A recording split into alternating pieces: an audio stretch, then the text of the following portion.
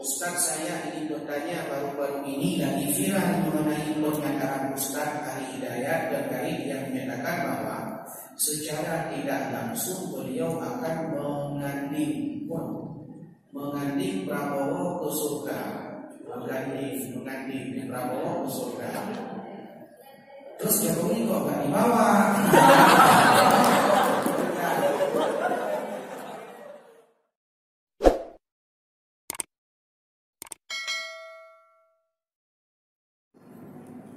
Assalamualaikum warahmatullahi wabarakatuh. Waalaikumsalam warahmatullahi wabarakatuh. Alhamdulillahilladzi ja'ala syahra Ramadan alladzi unzila fihi al-Qur'an hudan lin-nasi wa bayyinatin minal huda wal furqan. Asyhadu an la ilaha illallah wahdahu la syarika lah wa asyhadu anna Muhammadan abduhu wa rasuluh la nabiyya ba'dah. Subhanaka la ilma lana illa ma 'allamtana innaka antal alimul hakim. Rabbana zidna ilma warzuqna fahma. Rabbi shrah li sadri wa yassir li amri wahlul 'uqdatam min lisani yafqahu qawli. Amin ya rabbal alamin. Yang saya muliakan Bapak Ibu, adik-adik, abang-abang, kawan-kawan, adun-adun, yang dimuliakan Allah Subhanahu wa taala. Saya pikir yang hadir cuma generasi milenial, cuma juga ada saya generasi milenium. Jadi saya juga membawakan 5 buku. Nanti bagi siapa yang bertanya akan kita berikan. Kalau banyak yang bertanya, berarti yang paling bagus pertanyaannya. Karena buku yang saya bawa hanya 5 eksemplar. Buku ini merupakan buku saya tulis akhir tahun 2018, judulnya Parenting Qur'ani, diberikan oleh Media Buku. Ada di berbagai wilayah di Indonesia, yang ada di semua yang sudah habis. Tinggal sama saya dashboardnya. Nah, di Jogja kemarin sudah ditambah 1.000 eksemplar lagi. Entah mereka beli karena saya atau karena pengantarnya. Pengantarnya dari Profesor Yuna Alias, Wakil Ketua Umum Majelis Ulama Indonesia Pusat. Nanti kita akan berikan. Kita sampaikan dulu biar segera diproseskan pertanyaan. Apa yang mau hadirin adik-adik sekalian, kawan-kawan yang dimuliakan Allah Subhanahu wa taala. Judulnya adalah Kenapa Ramadan harus dihidupkan.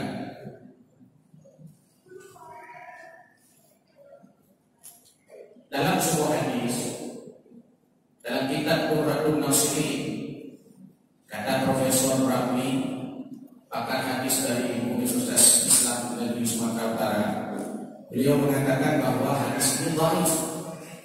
Ini bisa kita jadikan untuk motivasi beramal. Hadisnya sudah terhafal.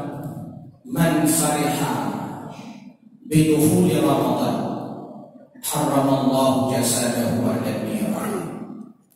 Man fariha bidukhuli Ramadan harramallahu jasadahu 'ala an-nar. Siapa orang yang senang dengan datangnya Ramadan, maka Allah haramkan jasadnya disentuh oleh api neraka. Siapa orang yang senang dengan datangnya Ramadan, Allah haramkan jasadnya disentuh oleh api neraka. Puasa belum, salat tarawih belum, salat tahajud belum, buka belum, sahur belum, baca Quran belum, sedekah belum, wakaf belum, infak belum, bakti orang tua belum. Baru senang saja. Man fariha, baru senang saja dengan datangnya Ramadan, sudah mendapatkan fadilahnya. Hanya senang saja. Cuma senang karena apa? Karena menurut hasil survei, orang senang datangnya Ramadan itu beragam motivasinya. Katanya sama ada yang senang tak datang Ramadan, senang Ustaz, kenapa? Libur sekolah. Senang juga, cuma motivasinya beda. Katanya sama anak-anak muda, senang tak datangnya Ramadan, senang Ustaz, kenapa? Ada asmara subuh. Kalau tarawih itu bisa dia bidadari berangsur keluar rumah. Ngapain sholat tarawih? Senang juga, tapi alasannya. Kita saya sama pedagang, senang tak datang Ramadan? Oh, senang luar biasa Ustaz. Yang biasanya kami jualan risol sehari hanya laku 10 biji, kalau bulan Ramadan bisa laku sampai 100 biji. Senang saya datang Ramadan. Dan jawab suami, senang datang Ramadan? Senang. Anggaran rumah tangga pengeluarannya menurun bagi yang tak banyak makan. Tapi kalau banyak makan, menurut penelitian meningkat juga, lebih parah lagi pengeluarannya daripada luar bulan Ramadan. Dia tanya sama istri, senang tak datang Ramadan? Senang Ustaz, kenapa? Anak payah dan kumpul jauh. Jadi katanya Pak Ustaz senang tak datang Ramadan? Senang juga, Ustaz juga senang. Gimana enggak senang 30 malam jadwal full, dapat subuh full, mati berdambil luar domen, kali 20 malam kadang mudasi, yang baru malam belum tubuh 6 juta kalau bayar. Ya kalau kajian berbuka, kajian campur macam-macam, kalau bilang Pak Diki yang akan ini senang juga. Tapi senang yang dimaksud di sini adalah bukan hanya sekedar senang, tapi man sama Ramadhan imanan wa ihtisaban. Senang karena iman dan keikhlasan ingin menyambut Ramadan, karena di dalam Ramadan itu ada keunggulan. Karena dalam bulan Ramadan itu ada keunggulan. Apa keunggulan dalam bulan Ramadan sehingga Ramadan harus kita rindukan? Kenapa Ramadan harus dirindukan?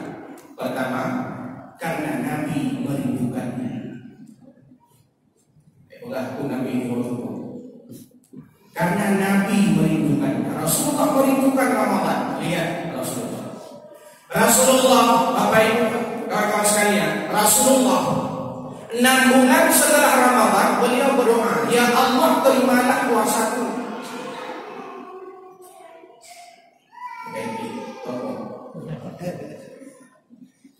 Rasulullah 6 bulan setelah Ramadan beliau berdoa, ya Allah terimalah puasaku.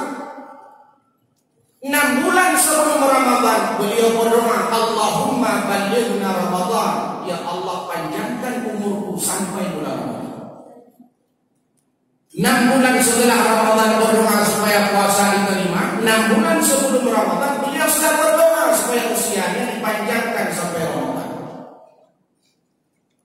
Rindu dengan Ramadan Rasulullah. Jadi orang-orang yang merindukan Ramadan berarti dia telah mengikuti jejak-jejak kerinduan Rasulullah. Beda dengan kita, kadang selesai Ramadan kita bahagia, senang, gembira, yang enjoy, tidak ingat dengan puasa yang sudah kita kerjakan.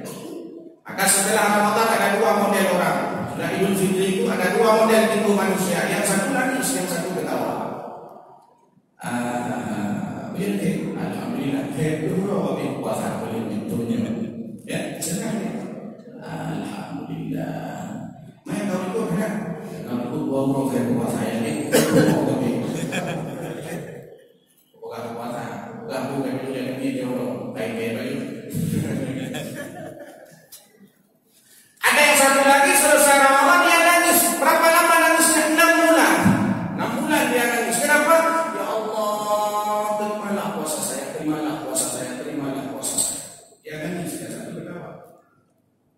Sama juga selesai sholat dan begitu. Ada orang, dia tak pernah ingat sholatnya diterima enggak, zakatnya diterima enggak, puasanya diterima enggak, hajinya diterima enggak, ibadahnya diterima enggak, sudah dilakukan. Maka ada konsep namanya raja, penuh harap, dan khauf, rasa takut. Penuh harap agar amal itu diterima, dan sangat takut, sangat khawatir bila amalan itu ditolak. Maka kan ada doa Imam selalu membaca Allahumma salatana salatan maqbula wa la taj'al salatana salatan marduda. Ya Allah, jadikan salat ini sebagai salat yang diterima, bukan salat yang tertolak. Allahumma ij'al siyamana siyaman maqbula wa la taj'al siyamana siyaman marduda. Ya Allah, terimalah, jadikan puasa sebagai puasa yang diterima, dan jangan jadikan puasa sebagai puasa yang tertolak. Berdoa kapan selesai Ramadan 6 bulan. Sebelum Ramadan ini tinggal berapa hari lagi? Berapa Syawal? Berapa hari lagi? Hanya sekitar 22 hari lagi. 22 hari lagi. Hadirin yang dimuliakan Allah Subhanahu wa taala, itu satu, kenapa Ramadan harus diribukan, karena Rasulullah merindukannya. Yang kedua, kenapa Ramadan harus diribukan? Karena pada bulan Ramadan adalah bulan pembuktian iman kita kepada Allah. Bulan pembuktian iman. Maka ayat yang sudah kita hafal Al-Baqarah 183 yang dipanggil Allah orang beriman. Ya ayyuhalladzina amanu kutiba alaikumusiyam. Bukan ya ayyuhalladzina aslamu, hai orang Islam, bukan ya ayyuhan nas, hai manusia, yang dipanggil amanu, yang beriman. Nilai itu rumah doa Islam ada kekuatan yang kehilangan baju Islam yang dipanggil amanu. Sama juga seperti di rumah, adik-adik kan sering panggil, kalau lewat di rumah pertama lewat tukang cendol, yang belakangnya ada tukang bakso, di belakangnya tempe goreng. Tak panggil bakso. Yang bilang bukan bakso, bukan tempe. Bukan bakso lah. Kenapa? Karena yang panggil apa jual bakso, bukan pedagang tempe. Mana orang pedagang tempe yang diadap sih? Ada yang dipanggil. Siapa yang dipanggil? Nah, kalau kita merasa ini kita beriman, lalu merasa dipanggil, datang, ikuti. Kutiba alaikumusiyam. Pembuktian iman. Kenapa harus dikatakan pembuktian iman? Karena iman itu definisi dasarnya itu adalah i'tiqadu bil qalbi wa iqraru bil lisan wa amalu bil arkan.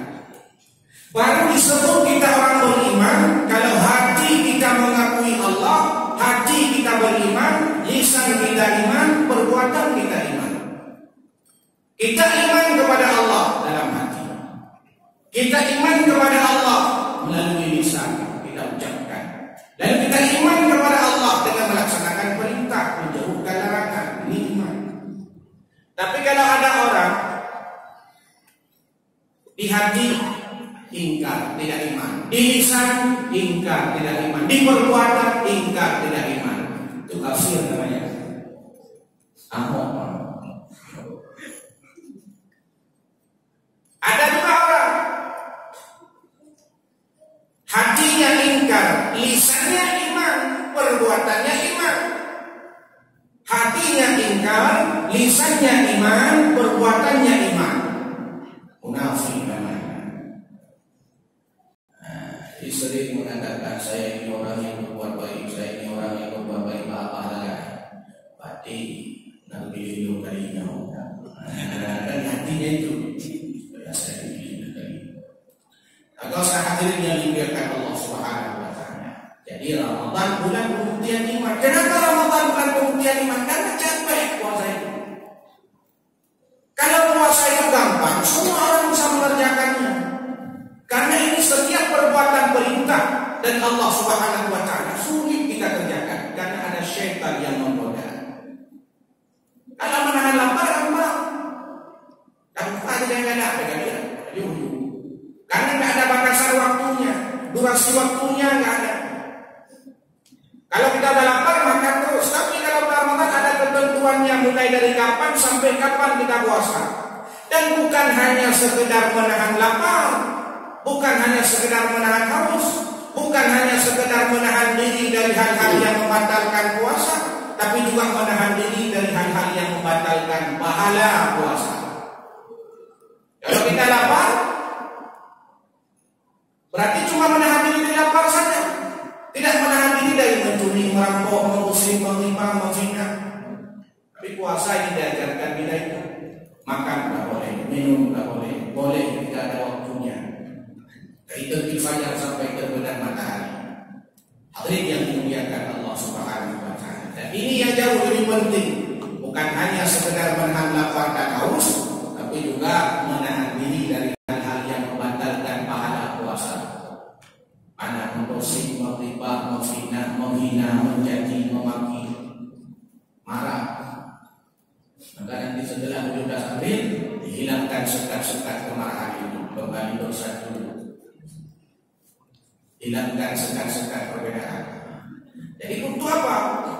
Supaya kita ini nanti menyambut bulan Ramadan menjadi orang-orang yang mulia di sisi Allah Subhanahu wa taala. Jangan sampai seperti pesan Nabi, man shama kam min shahimin laisa lahu min siyamihi.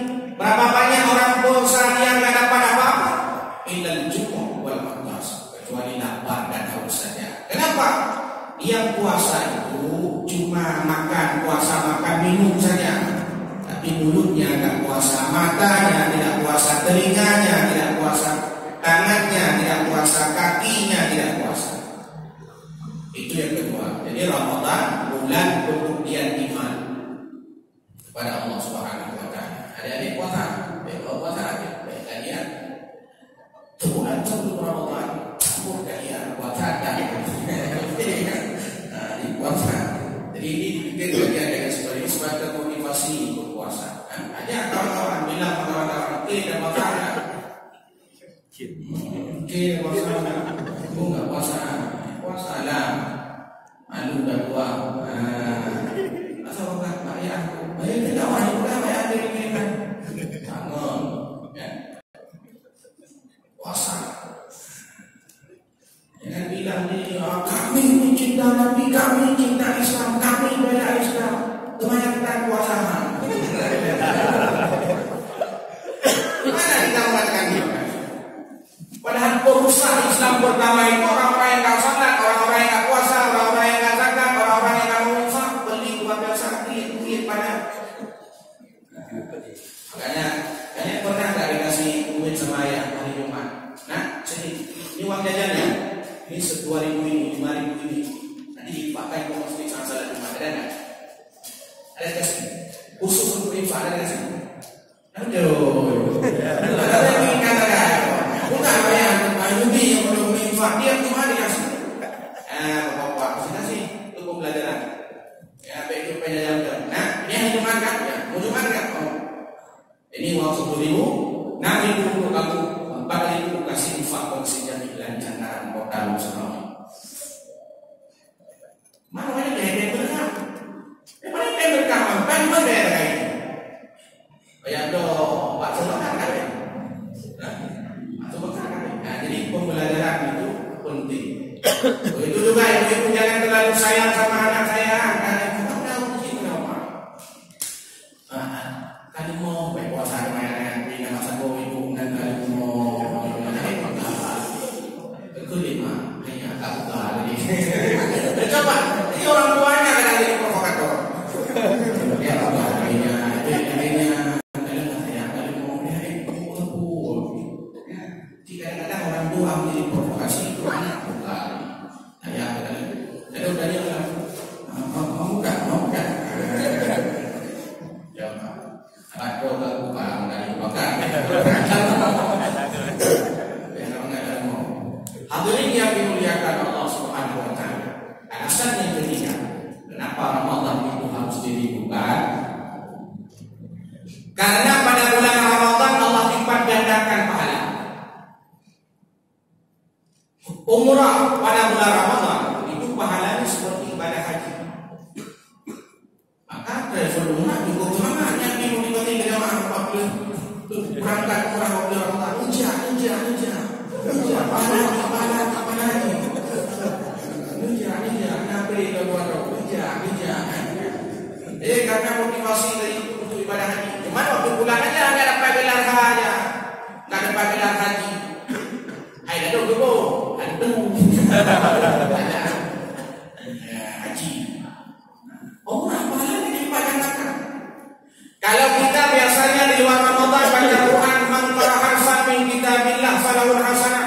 Setiap baca satu huruf dari Al-Quran maka mendapatkan satu kebaikan. Wal hasanatu bi asyri amsalihha, setiap satu kebaikan dilipat gandakan jadi 10 kebaikan. Itu di luar Ramadan. Di dalam Ramadan berlipat-lipat. Wala aqulu alif lam mim harfun, aku tidak mengatakan alif itu satu huruf, lam satu huruf, mim satu huruf. Tidak aku katakan alif lam mim itu satu huruf, walakin alif satu huruf. La alif harfun, lam harfun, wa mim harfun. Baca alif lam mim. Hendak baca. Kita dulu ni alif lam mim itu dia. Alif lam mim. Saya nggak bisa hafal banyak-banyak. Yasin, nggak bisa Yasin. Yasin dua. Yasin. Ayo dibantu Yasin. Ulang dengan ulung Nabi Yasin. Gimana nanya kan? Yasin. Hanya itu saja, gampang sekali dari pahala itu. Syaitan juga senang sekali menggoda manusia supaya tidak dapat pahala. Dia senang. Dilipat gandakan, pahala infak waktu itu dilipat gandakan. Bahkan Nabi itu orang paling dermawan di luar Ramadan. Di luar Ramadan, orang paling dermawan. Bukan. Ya itu berbok.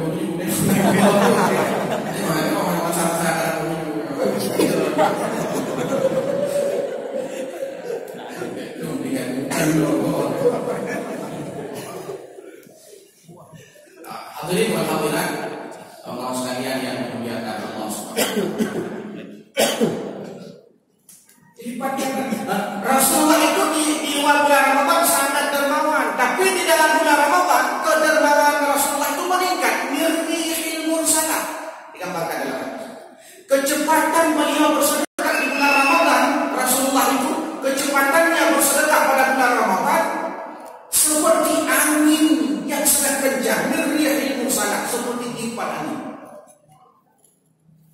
Bagaimana cepatnya beliau bersedekah di bulan Ramadan? Memberi makanan orang berbuka, kita dapat pahala seperti dia puasa. Pahalanya tanpa mengurangi pahala orang yang puasa itu sendiri. Jadi puasa.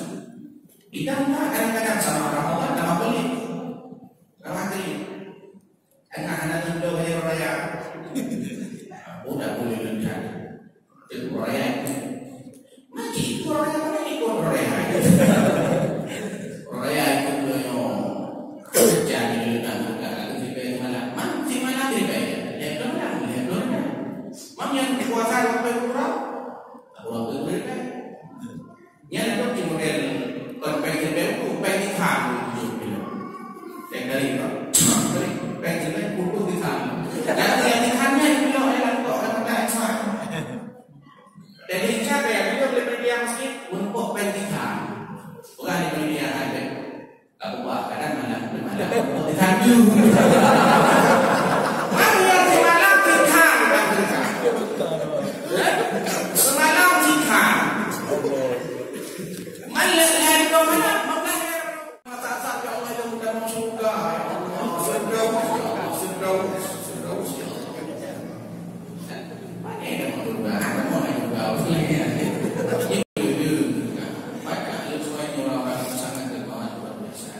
Masjid ini coba.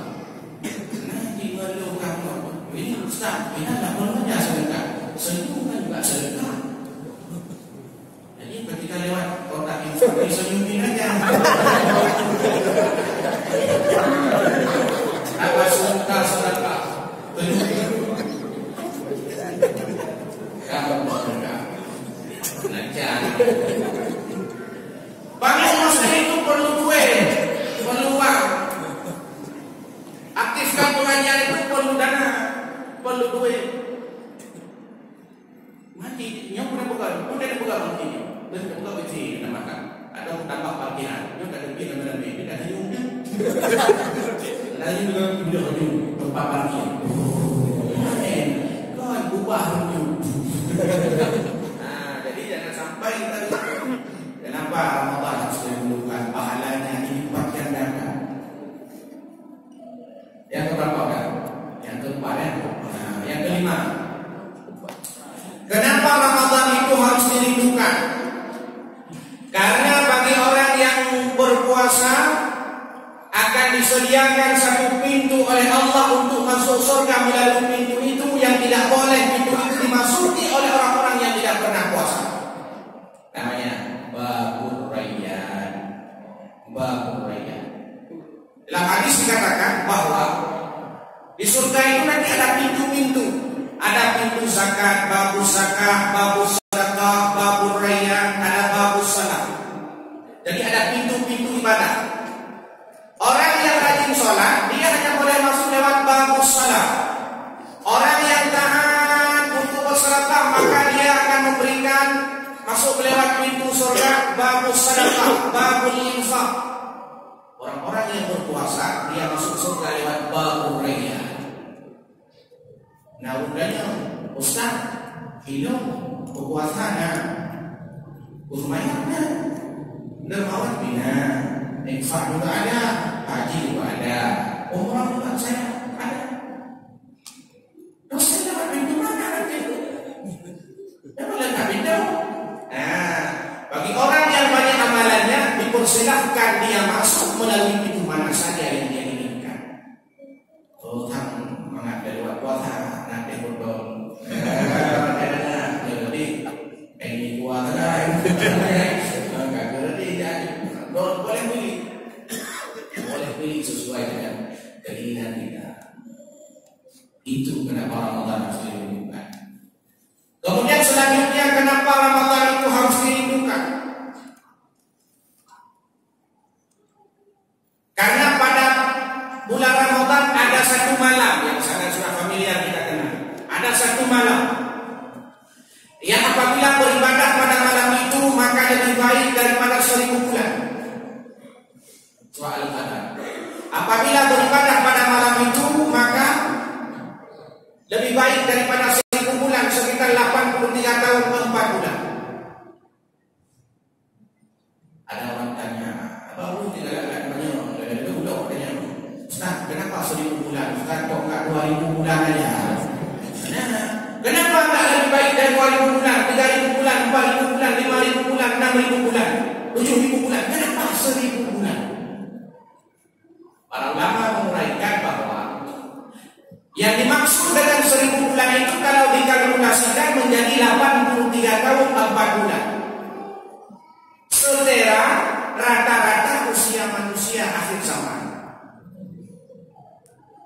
Maka ketika disebut 1000 bulan, itu bermakna bahwa kalau beribadah pada malam itu, maka sama seperti beribadah seumur hidup. 1000 bulan. Namanya Lailatul Qadar. Kapan itu Lailatul Qadar, Ustaz? Lailatul Qadar adalah berada pada malam-malam ganjil di 10 akhir bulan Ramadan. Kenapa malam Lailatul Qadar itu mulia, Ustaz? Karena pada malam itulah Al-Quran diturunkan. Kita ambil cuplikan Nusulul Quran, di mana proses Al-Quran diturunkan. Coba lihat, ada beberapa fase Al-Quran diturunkan sehingga malam Lailatul Qadar itu mulia. Pertama, Al-Quran itu dari Allah ke Lauhul Mahfuz. Fase pertama dari Allah ke Lauhul Mahfuz. Dari Allah ke Lauhul Mahfuz, Al-Quran diturunkan secara sekaligus. Kenapa? Karena kata Imam Az-Zarqani, tidak ada dalil yang menyatakan Al-Quran dari Allah ke Lauhul Mahfuz diturunkan secara berangsur-angsur. Yang kedua, tidak penting kata Imam Az-Zarqani Al-Quran diturunkan secara berangsur-angsur dari Allah ke Lauhul Mahfuz. Berapa lama Al-Quran di Lauhul Mahfuz? Wallahu a'lam. Tidak ada yang tahu. Fase pertama. Fase kedua, Al-Quran diturunkan dari Lauhul Mahfuz ke Baitul Izzah. Baitul Izzah itu langit yang paling dekat dengan dunia. Dari Lauhul Mahfuz ke Baitul Izzah, Lauhul Mahfuz ke Baitul Izzah. Bagaimana proses penurunannya? Al-Quran diturunkan secara sekaligus dari Lauhul Mahfuz ke Baitul Izzah. Kenapa? Kata Imam Zarqani, alasannya juga sama seperti yang tadi atas. Kapan diturunkan Al-Quran dari Lauhul Mahfuz ke Baitul Izzah? Itulah pada malam Lailatul Qadar. Kenapa menjadi mulia malam Lailatul Qadar itu? Karena malam diturunkan Al-Quran dari Baitul Izzah, dari Lauhul Mahfuz ke Baitul Izzah. Mulia. Kenapa? Karena ketika Al-Quran turun, para malaikat pun turun bertasbih mengagungkan Allah. Mulia malam. Aku belum mulai belum dalam Al-Quran. Dengan bape. Dari Lauhul Mahfuz ke Baitul Izzah turun pada malam Lailatul Qadar. Fase yang ketiga, Al-Quran diturunkan dari Baitul Izzah, langit dunia, ke Rasulullah, ke dunia, secara berangsur-angsur 22 tahun, 2 bulan, 22 hari. Pertama yang diturunkan, sepakat para ulama, kata Syekh Manna Al-Qattan dalam kitabnya Mabahith fi Ulumil Quran, ayat pertama turun adalah Al-Alaq ayat 1 sampai 5, perintah tentang membaca, perintah belajar di fakultas kedokteran.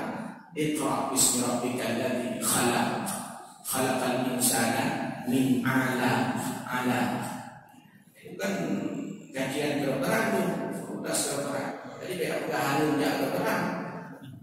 Ayat pun dah enggak masalah kedokteran, masalah biologi. Itulah urusan biologi. Hadirin yang dimuliakan Allah. Nah, kapan diturunkan pertama kali dari Baitul Izzah ke Rasulullah? Pada 17 Ramadan. Nah, jadi Al-Quran diturunkan 17 Ramadan itu maksudnya dari Baitul Izzah kepada Rasulullah pertama kalinya. Akan diantarkan Al-Quran Yaumal Furqan. Hari diturunkan Al-Quran Yaumal Taqal Jam'an, yakni hari di mana siapa kata tu?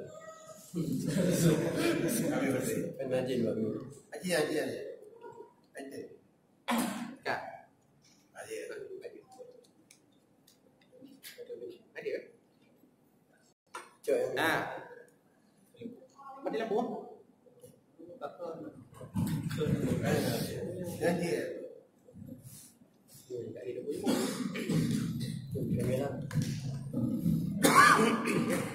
Salah. Ya.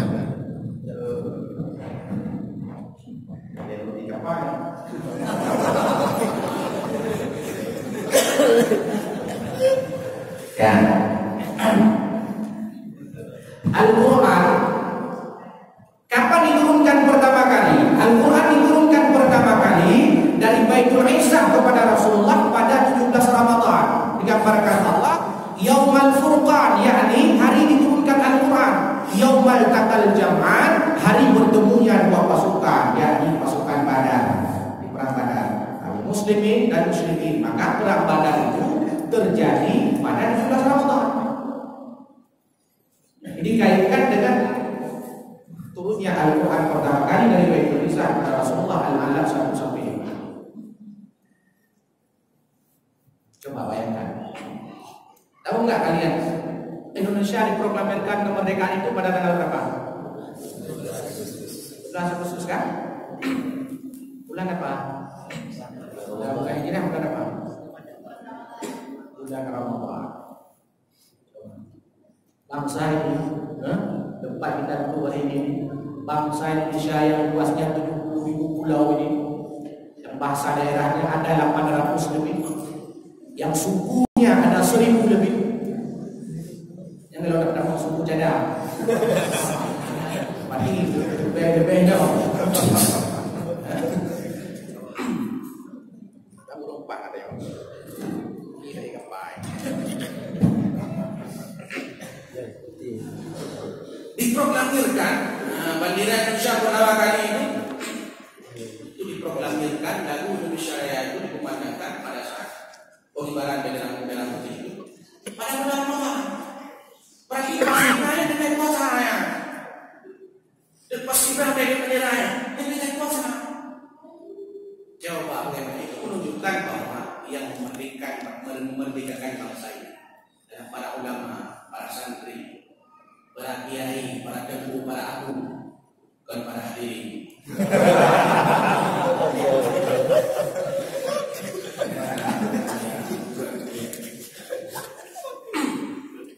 Berapa lama proses Al-Quran turun dari Baitul Izzah kepada Rasulullah? 22 tahun, 2 bulan, 22 hari. Proses terus menerus. Kenapa Al-Quran diturunkan secara berangsur-angsur kepada Nabi, sedangkan di 2 fase tadi secara sekaligus? Karena sesuai dengan kebutuhan. Maka adalah istilah asbabun nuzul, sebab turun. Meskipun Al-Quran itu turun tidak harus bersebab.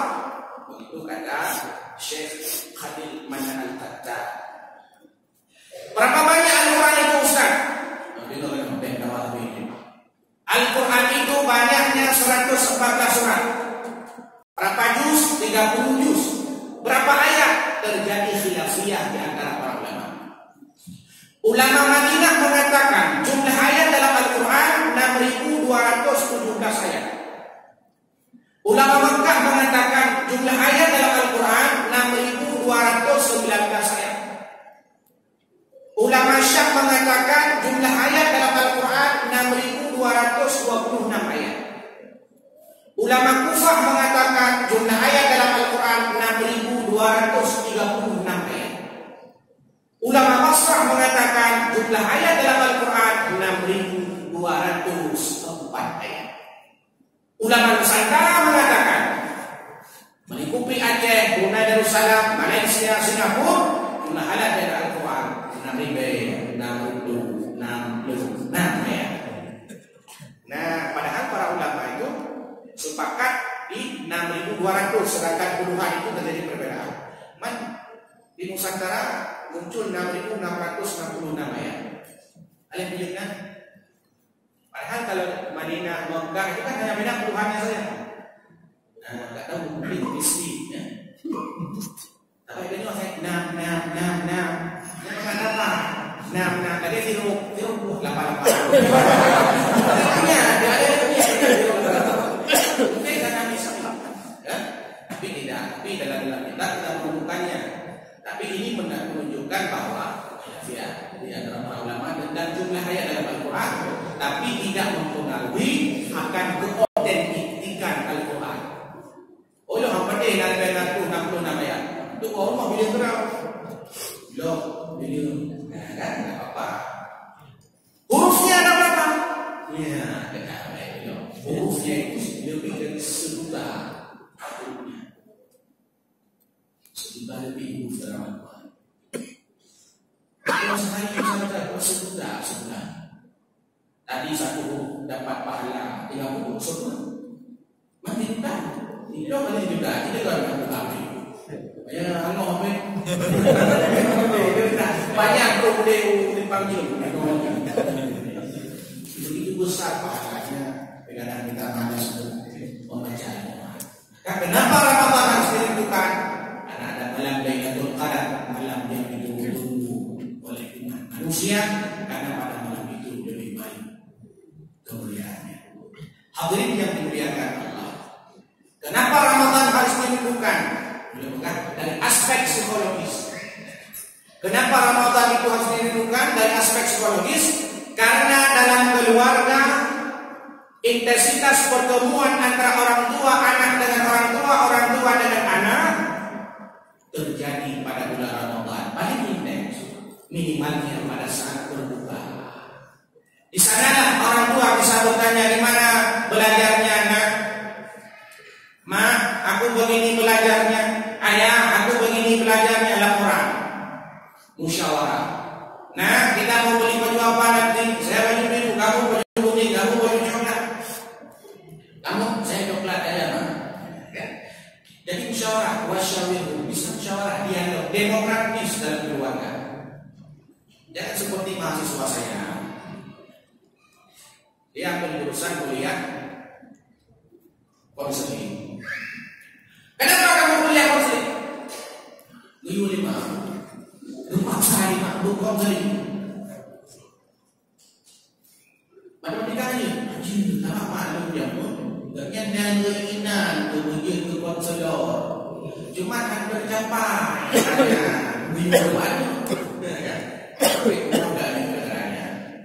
Karena otak sesuai dengan realitas yang berbeda pemahaman.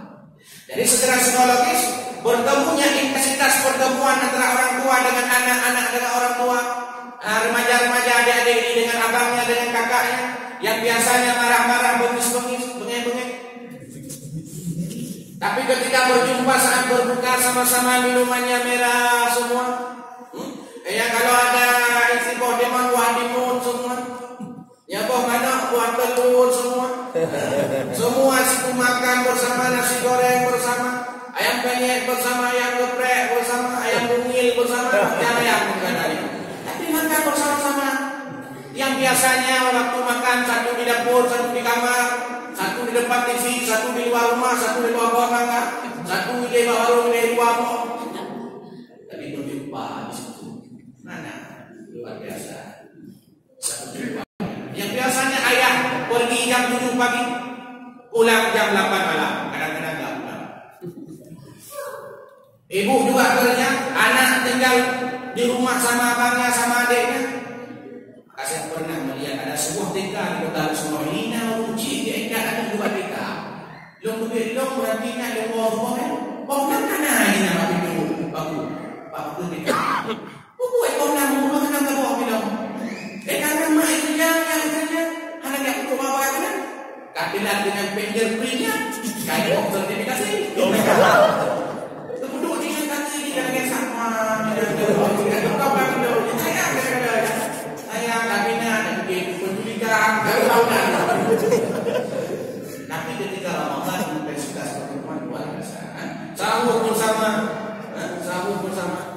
luar biasa. Ini kemuliaan yang jarang didapatkan kecuali pada bulan Ramadan. Hadirin yang dimuliakan Allah Subhanahu wa Ta'ala. Kemudian yang terakhir, kenapa Ramadan harus dirindukan?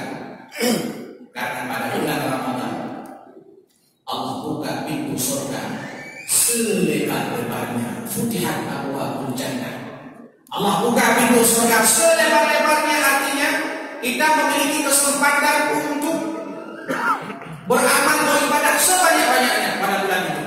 Wa ghuliqat abwaabun nar, ditutup pintu neraka serapat-rapatnya. Wa suffidatis syayatin, dibelenggu syaitan-syaitan, diikat syaitan.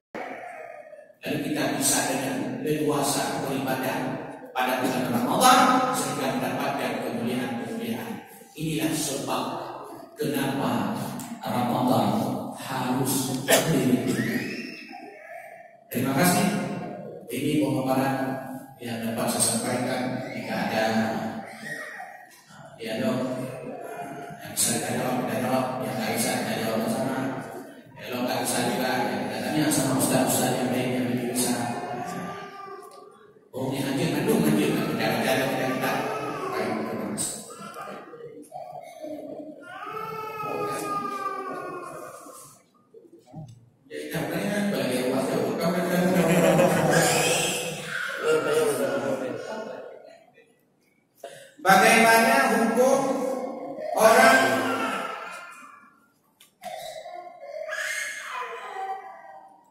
Bagaimana hukum orang berjualan di siang hari atau berjualan makanan kepada orang yang tidak berpuasa? Apakah orang di sisi dirinya berdosa juga? Orang berjualan di siang hari itu boleh. Apa-apa. Kenapa boleh, Ustaz? Karena pada bulan Ramadan itu ada orang-orang yang tidak wajib puasa. Siapa? Orang sakit. Siapa lagi? Musafir. Urung dari hidung mau yang Medan. Mana hanya buka kejauhannya? Atau hanya malu? Apa lagi cuma jualan baju? Jualan baju. Bukan yang puasa. Saya menutup kedai menutup kedai. Kedai perempuan mana pada tu? Mana kedai perempuan mana pada tu? Mana puasa haji? Boleh berjualan. Karena ada orang-orang yang tidak berpuasa, tidak wajib berpuasa. Ibu-ibu lagi menyusui anaknya mungkin, atau lagi hamil besar sekali hamilnya. Kadang boleh tak tahu. Yang mandung kayak itu, yang boleh kayak itu, yang belum kayak itu, yang belum anak kayak itu.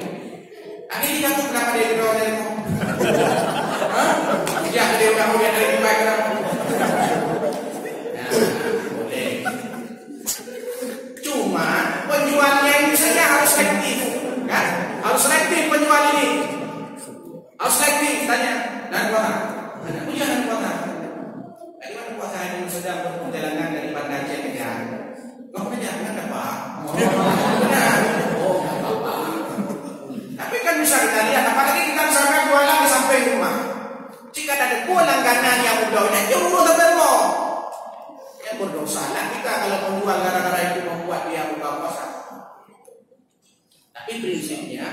Oh benar, aku tergoda dengan kamu yang kau sakit. Gimana cara tergoda dengan warung bule? Ini kita puasa atau bukan sebenarnya? Ya, semakin banyak godaan, semakin besar pahala. Makanya puasa di Lok Semawe lebih besar pahalanya daripada puasa di Matahari di buat dia tahu. Masya Allah. Ya Allah, saya ayatkan ni. Tapi punya, bukan kita puasa. Basuda, basuda, baju, bapana. Ini hidup dari duit puluh-puluh yang belanja. Ingat kuburi, kue kuburi. Oh ini kuburi kan ya. Itu pemaina, itu makan. Jangan sampai ada apa yang mau mancok dulu. Banyak cindul dengan ada cindul Bandung bukan ada cara cindul Bandung cinta. Banyak dong cindul Bandung.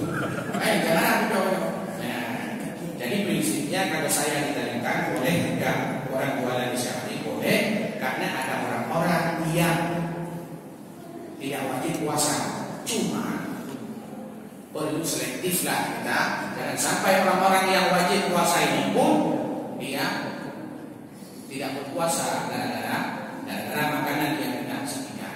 Jangan takut dengan warung nasi karena kita menahan lapar karena iman Allah di sabar itu tidak akan berkurang. Bukti ini dulu Jakarta ini Jogja daripadanya yang puasa ya anak puasa anak sih enggak berkurang mahasiswa yang puasa yang enggak puasa kan dibantu.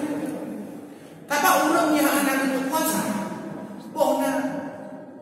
bohna warung bodoh anak tetap rumah kumira kan tetap dia jual sendiri di rumah. Nah itu penting kita pahami bersama. Apabila seorang lupa membayar zakat di bulan Ramadan tahun yang lalu, apakah bisa didahului membayar di tahun ini? Bisa, cuma dia sudah berdosa. Kenapa? Karena sudah melewati kewajibannya. Sama seperti orang yang orang yang berpuasa tinggal puasanya sudah lewat puasa-puasa lalu ada qada. Walaupun sudah masih wajib qada, tapi dia sudah berdosa karena melalaikan waktu. Sama seperti orang sholat, karena prinsip orang, kenapa pakai nggak sholat? Aku qada aja nanti, ya kan? Aku qada aja nanti, ya. Membikin sholat itu qada itu tak berdosa, melalaikan waktu. Padahal dalam kitab Al-Azkar, dalam kondisi apapun, meski kita bernajis, kita badan bernajis tidak diikat oleh perampok, masih wajib sholat untuk menghormati waktu sholat. Saya ngisi pengajian di rumah sakit itu di ruang rame-rame aku dan bangsa itu cuma dia tanya, sholatnya nggak bisa kena air, sakit di mana aku? Di paha. Kalau di paha kamu pada wudhu untuk paha. Aku nggak bisa wudhu. Siapa yang menanya? Siapa yang anak itu? Kenapa anak itu nggak wudhu? Kan itu ada cikgu ada di sini. Ibu kemana? Nggak salah. Kenapa? Telinga saya sakit. Jangan cuci telinga itu kan anggota sunnah. Yang wajib kan cuma 4. Wujuhakum wa aydiyakum ilal marafiq wamsahu bi ru'usikum wa arjulakum ilal ka'bayn. Depan aja. Gara-gara punya kan. Dulu siapa nakut Abu yang dulu sana. Di Aceh Timur ada satu kampung namanya Abu yang dulu. Aku kawan-kawan itu di Aceh mana itu. Dan ya, itu banyak di situ orang urung menurun, orang bertambah ikan banyak. Jadi karena jauh dengan tempat tinggal, udah maghrib ini mau mana ini? Mau ikan kudus, mau panen ini, ikan bandeng, mau panen ini. Tapi ini mau mana? Gimana kita sholat? Akhirnya sholatlah sama air yang Labihuna. Kawan saya langsung cucikan. Dia berkumur-kumur langsung. Nyate rumputnya hempul kayaknya. Pada saat saya dia nggak kumur-kumur.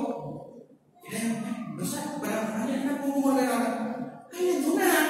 Aku tak jual ekor. Karena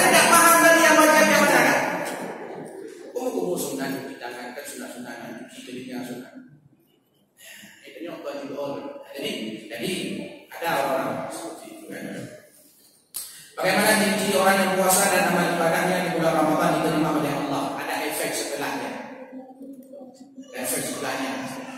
Biasanya sebelum Ramadan dan kemenang tutup dah kau Ramadan dengan itu. Tapi yang dalam puasa kita menang tutup dah kau juga puasa dua ibadah. Sama juga seperti orang ibadah haji. Kapan orang ibadah haji kita tahu bahawa hajinya makbul dan mabrur? Setelah haji. Karena Ramadan itu bulan-bulan yang dilatih. Itu apa? Untuk menghadapi 11 bulan selanjutnya. Berarti yang beda yang dalam. Mana tahu awal latihan minggu tu dengan latihan minggu bukan menang bro. Mana menang? Bukan menang bro. Mana menang? Itu nanti. Sebagai pemilu. Bukan menang, pasti menang. Yang bohongnya yang dia. Bedanya kita berharap ya Allah menang. Nyatanya, muka pasti menang. Tak pasti menang. Kalau dalam ilmu saya, kalau ada orang tak pasti menang, itu harus diterapi ya. Itu tak menafikan orang. Cuma kita berdoa ya Allah bayangkan. Ya Allah aku menang. Bayangkan, gimana cara menang? Ada nanya apa yang ada? Jadi itulah penting kita pahami bersama. Jadi ada efek. Yang ada efeknya bagi anak kita. La'allakum tattaqun gelar takwa itu kapan dapatnya? Ya setelah puasa, setelah hari-hari. Bukan takwa katanya. Walaupun ada gelar takwa, anakku Muhammad Sabar binti takwa. Ada. Cuma perilakunya depan orang tuanya, keluarga, api manfaatkan kebaikan, bukan yang donawa, widangnya. Ya, itu kebaikan. Itu mencegah kemungkaran.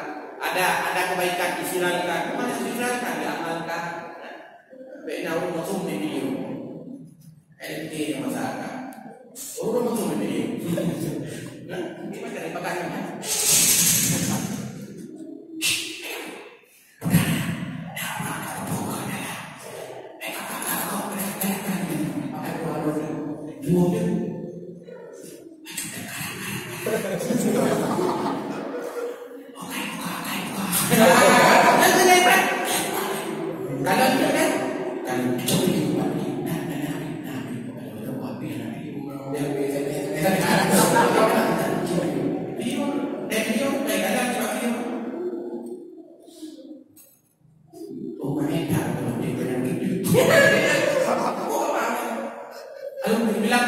Ada orang bersinar di atas masjid. Bangga. Dia waktu lihat di dalam masjid habis sholat. Oh mana bersinar apa? Dia tak sadar juga sedang bersinar. Sinar mata. Apa yang harus kita lakukan agar kita selalu bersama beribadah setelah bulan Ramadan? Ikuti teknik-teknik apa yang sudah diamalkan dalam bulan Ramadan. Contoh, kalau dalam Ramadan ada puasa, lanjutkan puasa sunat setelah Ramadan. Ada 6 bulan Syawal, bulan Syawal, puasa sunat. Ada bulan Dzulhijjah, puasa sunat. Oh, biasa ada salat tarawih di bulan Ramadan, lanjutkan salat malam, salat tahajud. Oh, biasanya baca Quran dan tadarus terus, lanjutkan terus. Jadi kebiasaan Ramadan itu bukan habis. Lagi hotel Ramadan, mukena baru, peci baru, celana baru, kan, sarung baru, semua baru, kan ada istri baru, Setelah Ramadan, kaya istri lama, kawinnya baru lah. Jadi biasakan. Apa hukumnya dari halangan masuk dalam masjid? Soalnya ada yang bilang, Soalnya ada yang bilang bisa, ada sebagian orang bilang tak bisa. Tolong Ustaz jelaskan. Yang kita paling gampang juga kita bisa pertama kita dulu memahami mana ada berdua juga. Kita macam juga. Perempuan itu halangan hari dia tidak boleh masuk masjid kecuali hanya sekedar lewat saja. Lewat saja boleh. Saya ada di sana. Tak boleh menendang sini. Tak boleh menendang. Apa yang tak boleh bagi wanita haid? Pertama, tidak boleh pegang mushaf. Dua, tidak boleh membaca Al-Quran secara lafaz. Bismillahirrahmanirrahim. Sudah apa? Kalau dalam hati, boleh. Contoh, kita lagi di WC, tiba-tiba suaranya Al-Quran di masjid jami. Gaduh dari dalam WC, ya? Gaduh dari dalam WC. Apakah kita boleh mendengarkan? Boleh dah. Masa ada punya menawar di dalam kamar? Boleh. Cuma dia tak boleh dilafazkan. Cuma dengar saja. Dengar apa? Hai, tak boleh begitu. Zikir boleh. Kecuali membaca Al-Quran. Ada doa-doa dalam Al-Quran. Boleh baca, tapi niatnya bukan untuk baca Quran. Walaupun dibaca secara lafaz, niatnya untuk berzikir. Contoh kalimat Bismillahirrahmanirrahim. Itu kan ayat Quran. Cuma kalau sedang hari, ya kadang dia mau ini.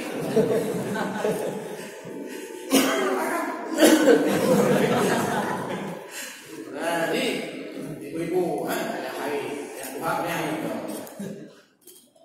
tak boleh solusi. Cuma ada yang bilang ini, ada yang bilang. Cuma sejauh bacaan saya dalam bahasa ini tidak boleh. Dalam alam sekarang yang kita pahami tidak boleh. Cuma naik pegang dia pun hanya karena bukan anaknya walaupun ada yang pun Bortek Soktek. Tapi saya cenderung pada yang tidak boleh. Kecuali hanya sekedar lewat. Pegang Al-Quran boleh, kecuali dalam kondisi darurat. Daruratnya tidak Al-Quran itu dengan itu. Mana lain pojok kabur kuat.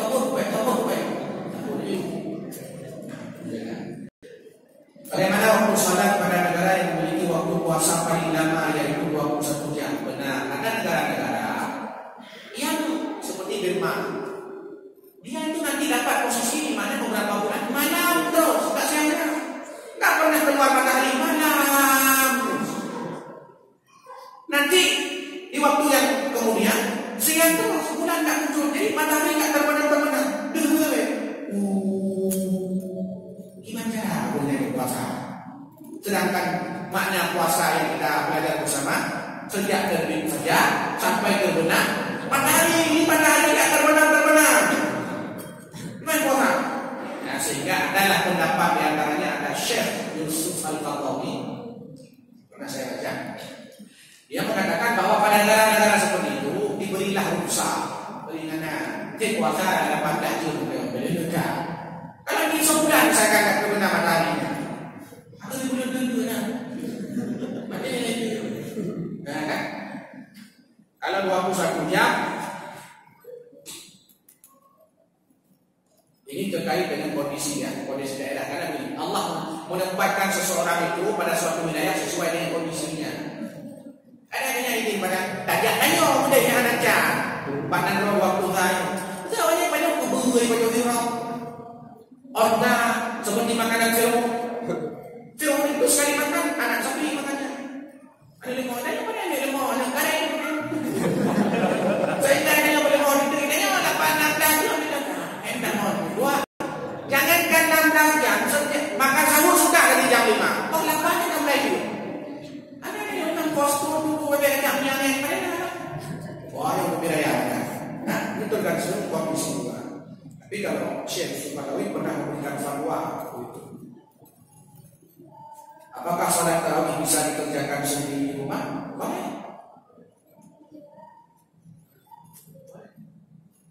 Dibuat oleh masa Umar bin Khattab salat tarawih berjamaah ramai-ramai itu untuk syiar. Maka penting juga salat berjamaah. Selawat itu sendiri-sendiri berjamaah untuk syiar. Betul puasa, ramai banyak orang kan. Itu untuk syiar. Mana pengajian? Bagi itu kita ada pengajian. Bagi kita tak pengajian. Oh, syiar. Apakah marah membatalkan puasa atau mengurangi pahala puasa? Marah itu mengurangi pahala puasa. Pahala puasa namanya. Mengurangi pahala saja. Karena jangan marah. La taghdab, jangan marah. Orang tanya, kamu bodoh? Ini shaim. Aku lagi puasa. Bodoh. Ini shaim. Aku lagi puasa.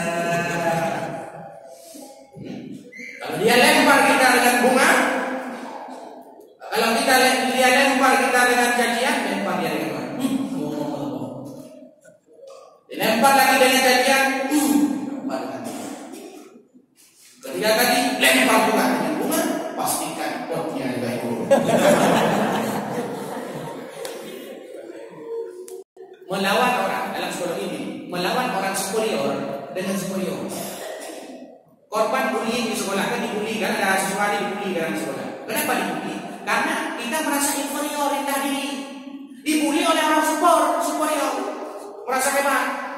Maka melawan orang superior harus dengan superior. Maka kadang-kadang kata usaha itu menyampaikan kebaikan di depan orang sombong itu sedekah. Karena harus dilawan dengan superior. Bodoh kamu, kau juga bodoh.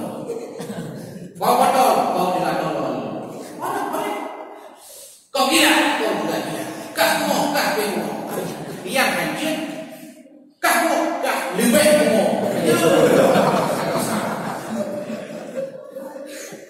Yang pada dong, karena merasa kalau gila. Ya, aku gila. Gila, ya, aku gila. Bukan aku aja yang gila, mama aku gila. Ya, merasa inferior. Orang yang inferior juga benar. Teknik konseling. Kalau yang merasa kan ada kawan, kenapa dia suruh beli jajan sama kita terus? Kenapa? Di sekolah, padanya orang beli dollar dia. Ini dia dong dia. Baik dia sih. Beli jajan sana, ada boleh beli jajan nanti kupas tinggi satu. Beli jajan. Sebenarnya dia mau menolak, tapi tak bisa menolak. Mau menolak sebenarnya. Ayo kita berikan itu. Mahir kun tidak, hadir kun. Karena merasa inferior. Duduk dekat kursi bagi-bagi. Relaksasi dari nafas 3 kali. Jangan lama dan keluarkan. Malam ada ini. Tenang. Untuk lawan orang suka-suka bully. Dia awak yang akan terjadi ini kan. Sudah ucapkan ini. Saya berani melawan. Sampai kata-kata itu terekam di alam bawah sadar kita. Sehingga dalam lupa ada yang ini. Saya berani melawan.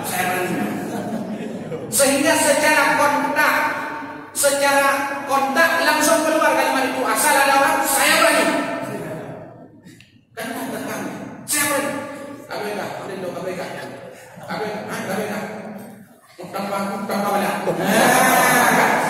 Jadi berani karena sudah terekam dalam bawah sadar, harus terekam dalam bawah sadar sampai jadi sebuah konsep ini dalam masa sebelum ini. Jadi konsep ini harus berani lawan terus. Harus dilawan. Kena tembok kita tiap hari. Boleh kita membalas kejahatan orang setimpal, tapi lebih bagus memaafkan. Mending dia mau memaafkan. Cuma ada orang yang tidak berani memaafkan. Jadi saya berani. Jangan merasa. Jadi kalau enggak kena bully dia mati. Ini korban bully masuk orang terapi dan tidak kena juga. Dengan Islam dan di wilayah Islamnya kan puasanya 21 jam itu hampir 1 hari. Apa boleh mereka mengambil waktu buka secara umum seperti dari 13-14 jam? Boleh tidak secara agama? Ini sudah dijawab ya. Ini senang dia baru tanggung bangga kepada Tuhan. Cuma dia hanya kepengaruhan nomor 21 jam saja. Ini sudah dia. Ada ngomong. Ini ada yang ngomong. Ustaz, ya saya ingin bertanya bagaimana pendapat Ustaz tentang persahabatan lawan jenis. Tapi persahabatan itu tidak perlu sembarangan hal negatif, tapi introspektif. Tetapi sahabat saya itu membuat saya lebih mengingat Allah.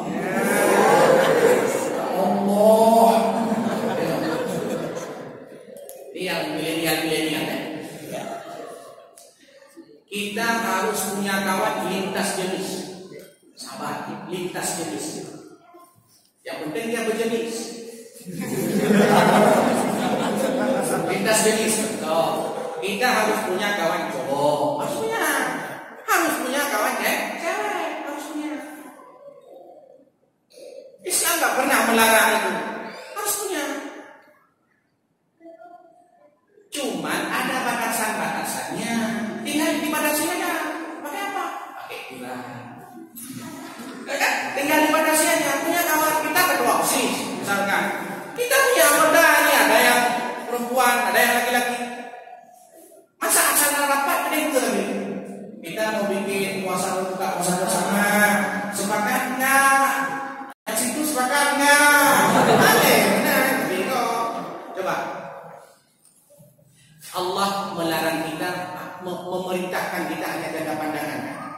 Jaga pandangan.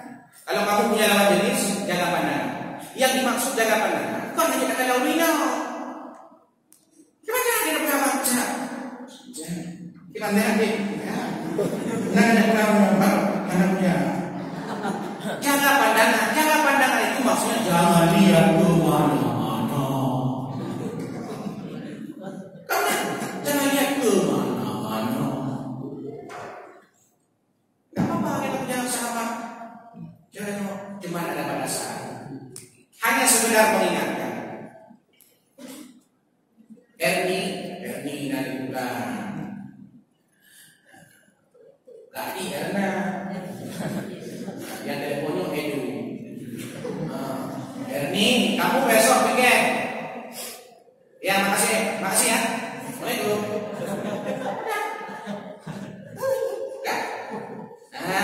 Cuman strategi menjawab aja cewek ini. Jangan melembut-lembut. Erni, iya Pak Edu. Yakin nanti kita mau kata. Iya Pak Edu punya Pak Edu. Ya, gimana kabarnya? Gimana sehat? Udah makan? Belum? Aduh, bagaimana bahasa aku udah juga? ASS. Assalamualaikum. Gimana? SS. Waalaikumsalam. Dan yang LGPAEN lagi baik. Jauh LGMKN lagi makan. Ada bilang NKNAP makan apa? Jauh BDRI waduh.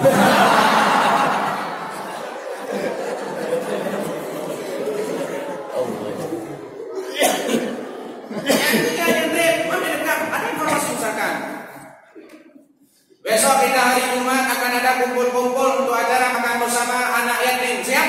Siap. Oke, assalamualaikum. Sampai jumpa besok. Yang kedua, cara makanya yang milenial ini apa ya? Tegak gitu. Assalamualaikum. Waalaikumsalam. Oh kakon. Ini mamanya Erni ya? Bukan ini Erni.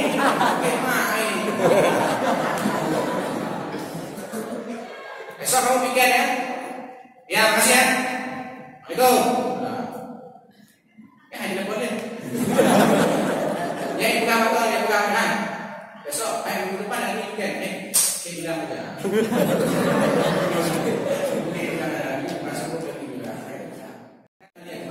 Sebab saya dulu di kampus pernah ikut sebuah organisasi kerohanian di kampus. Saya ingat saking sakitnya, saking hancur rohani ini. Akhirnya apa yang menang? Kalau ada keleluangan, bikinlah sekat segini tinggi sekatnya. Dulu sana jawab sini akhwat, sini ikhwan. Apa lah sih ketuanya ikhwan? Orang itu kita rencana besok akan bikin mandi.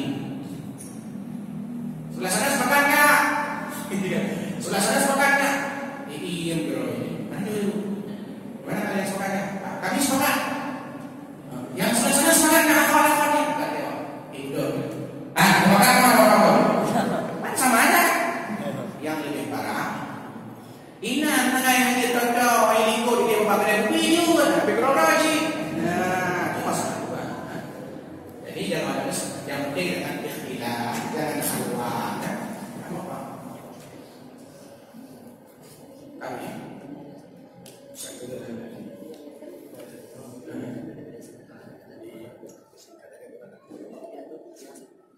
Ustaz, saya ingin bertanya, baru-baru ini lagi viral mengenai pernyataan Ustaz Ari Hidayat terkait yang menyatakan bahwa secara tidak langsung beliau akan menganding Prabowo ke surga, menganding Prabowo ke surga.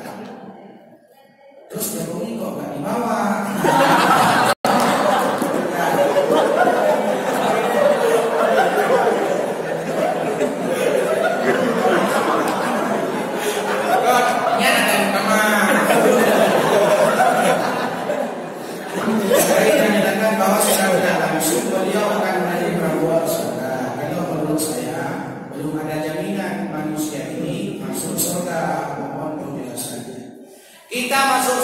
bukan karena salat kita, bukan karena puasa kita, bukan karena zakat kita, bukan karena haji kita, tapi kita masuk surga karena rahmat Allah. Kenapa kita salat? Untuk mendapatkan rahmat. Kenapa engkau masuk surga? Karena rahmat Allah. Cuma kita puasanya dapat rahmat Allah, kasih sayang Allah. Contoh, boleh kan dengar ada pezina hanya memberi seekor minuman seekor anjing yang masuk surga kan? Ada seorang pezina yang namanya pezina yang tak salat kan? Tak salat, kecuali awalnya udah lumayan. Dan bukunya manajemen waktunya lebih bagus.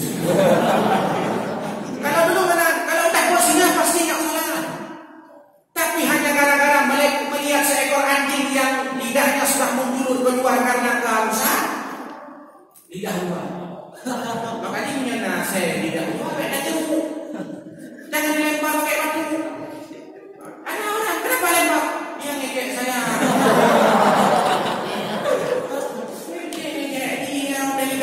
Dia haus. Ya coba, di padang pasir, sudah sekali saja di padang pasir. Haus turun ke bawah sana kan? Namun sebab saya masuk surga mereka ini. Jangan, itu karena kasih sayang Allah. Gimana melihat satu kebaikan? Pernah didengar kan? Kisah dari Rasulullah, ada orang ahli ibadah, rajin tahajud, taat ibadah, rajin sholat, masuk neraka gara-gara membunuh seekor kucing gak dikasih makan mati. Jadi kalau ada burung, pelihara burung, ada burung.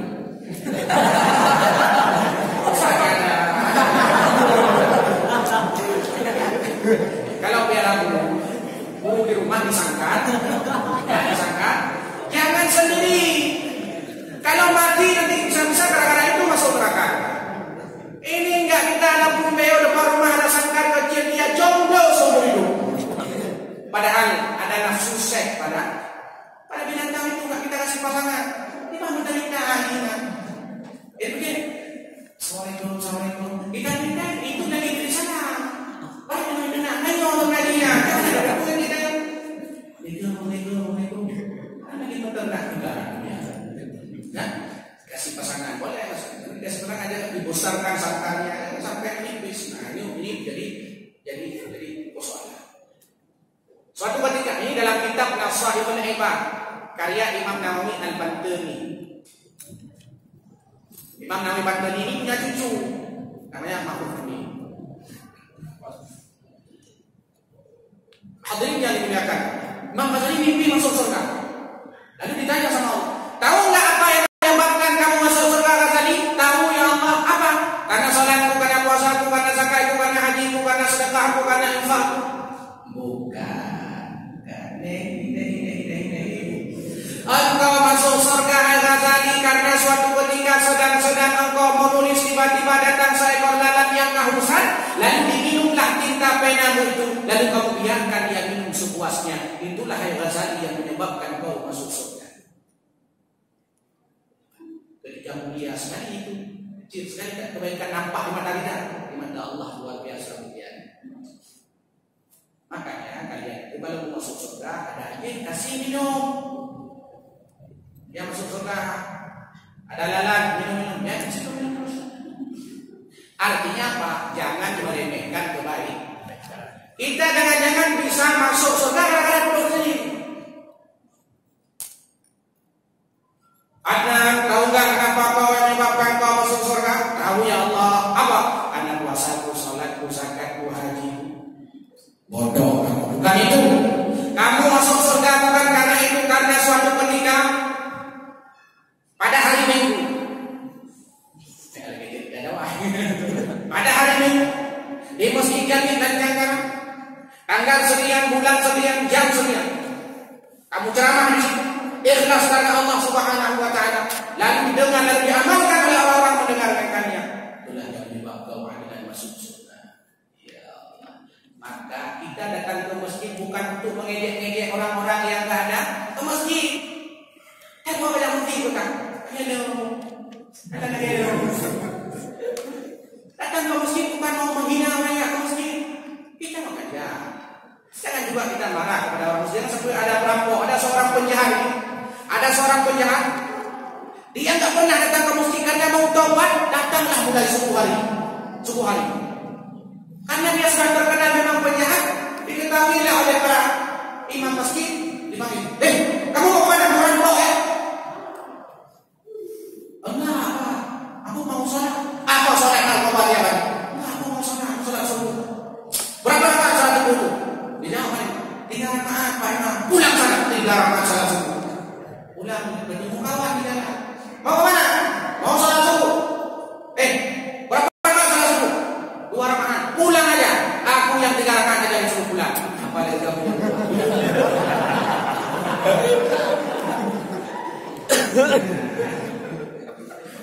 Jadi karena kebaikan kita, karena rahmat Allah masuk surga, bukan karena diganti karena rahmat Allah. Bisa saja karena pengganti itu karena rahmat Allah.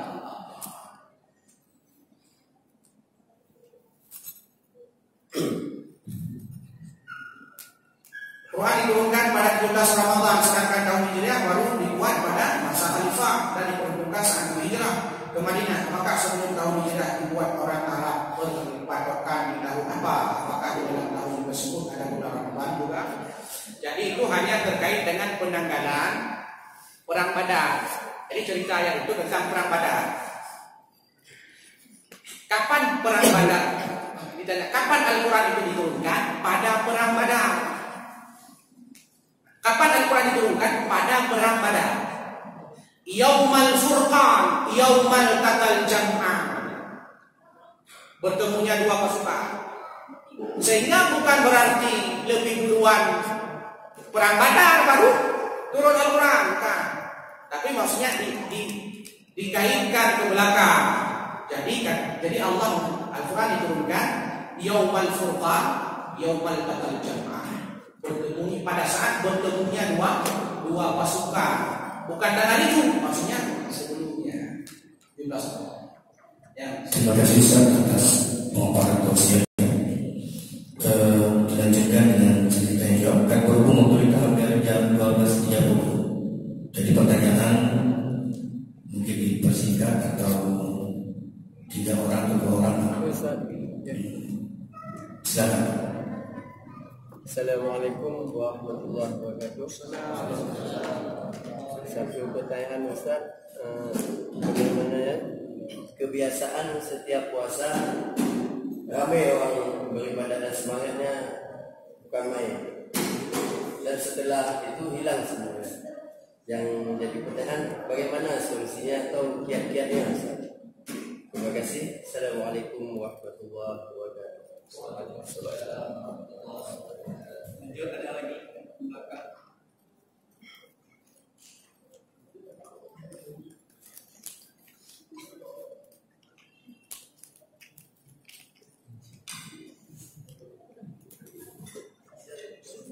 Assalamualaikum warahmatullahi wabarakatuh. Waalaikumsalam warahmatullahi wabarakatuh.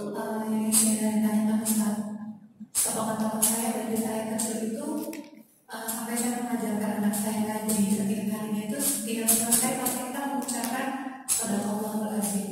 Tapi belakangan ini saya pernah membaca di salah satu teman saya kajian itu kajian sunnah gitu ya.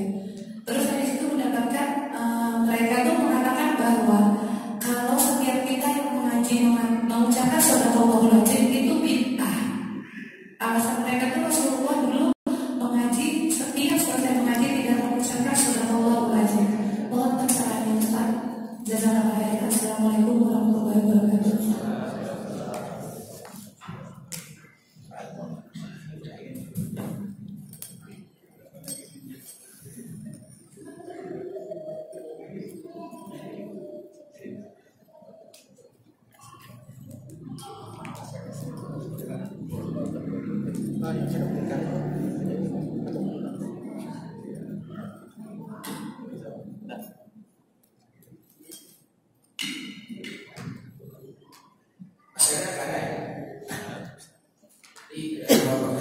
Jadi pertama, solusi adalah kita mempertahankan amalan-amalan ibadah di bulan Ramadan setelah Ramadan. Memang begitu fungsi Ramadan itu adalah untuk menghadapi 11 bulan selanjutnya. Kita dibiasakan dilatih Bertarungnya kapan? Setelah Ramadan. Nanti bertarungnya setelah Ramadan. Maka karena pertarungan setelah Ramadan yang sesungguhnya, maka kebiasaan-kebiasaan yang ada pada bulan Ramadan harus terus kita biasakan. Mungkin nggak ada Ramadan lagi, cuma ada puasa sunat. Mungkin nggak ada puasa sunat, ada tahajudnya. Itu sedekah, infak, itu kan pembiasaan. Jadi sebulan penuh kita dibiasakan agar terbiasa berbuat baik kepada setelah Ramadan, mulai Syawal. Apalagi ada Syawal di situ 6 hari. Kemudian bertemu dengan Zulhijjah, bertemu dengan hari Senin Kamis, puasa dulu. Nah, itu bisa kita membiasakan diri untuk istiqamah kepada Allah Subhanahu wa taala. Kalau orang rajin salat di bulan Ramadan biasa. Karena kenapa? Semua orang rajin salat pada bulan Ramadan. Kalau orang rajin ngaji pada bulan Ramadan biasa. Karena semua orang rajin ngaji pada bulan Ramadan. Tapi rajin ngaji setelah Ramadan, ini yang luar biasa. Kenapa? Karena kita harus menghadapi godaan, bukan hanya godaan syaitan, tapi juga godaan agama. Bukan hanya godaan syaitan, tapi juga godaan dunia. Ya? Jadi perang yang sesungguhnya setelah Ramadan. Maka Rasulullah itu paling banyak puasa sunat itu di bulan Sya'ban ini. Paling banyak puasa sunat. Kenapa? Untuk terbiasa pada bulan Ramadan. Kenapa kita puasa pertama kedua sering lupa? Waduh, kabeh pokok jauh yang kenapa jauh? Ya Allah puasa. Tapi tadi ada sedih. Rezeki dari Allah. Padahal itu sebab salah satunya karena kita tidak pernah membiasakan di bulan Sya'ban, bulan Rajab, tidak pernah puasa. Jadi kebiasaan itu jadi penting. Kemudian kedua, saudara bid'ah itu bukanlah hanya jadi bid'ah itu jangan sampai kita definisikan bahwa sesuatu yang tidak dikerjakan Nabi itu bid'ah. Ya? Ini masih masalah. Kalau enggak semua bid'ah. Ceramah ini juga bid'ah hari Minggu. Yang 12.30. Bid'ah juga. Pakai peci bid'ah juga karena Nabi enggak pernah pakai peci. Kayak kacamata bid'ah. Karena bid'ah sebelum ceramah. Bismillahirrahmanirrahim. Assalamualaikum. Nabi bismillah. Bid'ah sih Nabi. Orang tadi taqabbalallahu minna wa minkum. Bid'ah sih bid'ah. Dan yang benar karena taqabbalallahu minna wa minkum karena takut. Banyak sih lilin dan maya. Taqabbalallahu minna wa minkum. Minna wa minkum taqabbalallah. Taqabbal yang dari minal 'abidin wal sa'ihin wa maaf dan berarti muhabbati bahasa dia. Maaf ya. Jadi tidak semua begitu. Jadi kita sampai kita dipengaruhi ya. Tidak semua bid'ah. Sampai hati itu kan membagi bid'ah itu jadi dua, ada hasanah, ada dhalalah. Dhalalah itu yang mana? Salat subuh 2 rakaat jadi 8 rakaat. Semangat bukan? Subuhnya semangat bukan? 8 rakaat. Allahu Akbar. Ini ada bid'ah. Yang dhalalah. Yang ke 6 rakaat namanya 6 rakaat. Atau mengurangi yang mahal-mahal. Jadi kalau mau bid'ah, samira bid'ah itu kan yang paling cepat marah itu kan Ustaz dulu. Wajib Ustaz, kayaknya jauh ya.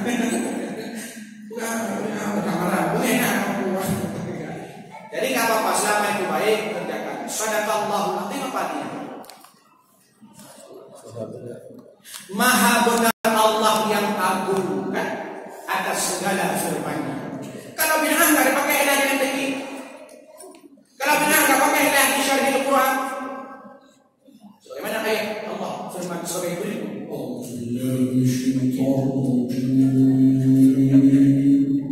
Kan? Subhanallah. Diartikan bisa materi kedap. Maha benar Allah yang agung atas segala firman-firman-Nya. Benar enggak subhanallah? Benar.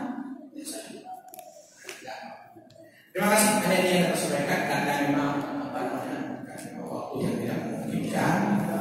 Bagi para penanya ini ada buku Bapak satu di belakang ada Ustaz Salah. Kemudian 3 hari ini